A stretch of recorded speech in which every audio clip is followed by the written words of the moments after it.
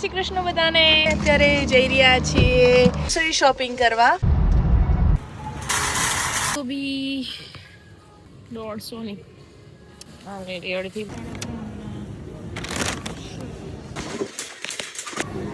આ રીતના બધું કાજુ બદામ ને બધું અહીંયા આગળ મૂકેલા હોય છે. લોલીસ ને બધું અહીંયા નંબર્સ આપેલા હોય છે.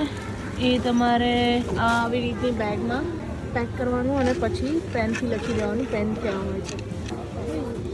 તો નોનવેજનું પાર્ટ છે જે અમે ખાતા નથી, શુદ્ધ શાકાહારી આપણે. એટલી બધી બ્રેડ્સ છે અહીંયા આખું ડ્રિંક્સનું સેક્શન છે. કોકોકોલા અને બધા સોફ્ટ ડ્રિંક્સ.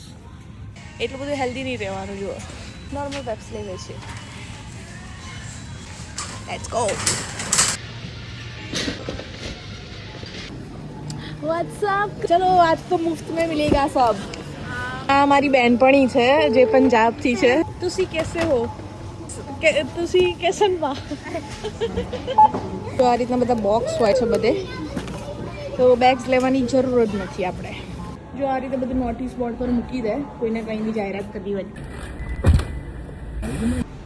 એ ઓનલાઈન જે ક્લિક એન્ડ કલેક્ટ કરે એમના માટે આ રીતનું હોય છે કે અહીંયા બેઠા બેઠા એમને ગાડીમાંથી લઈ લેવાનું હોય.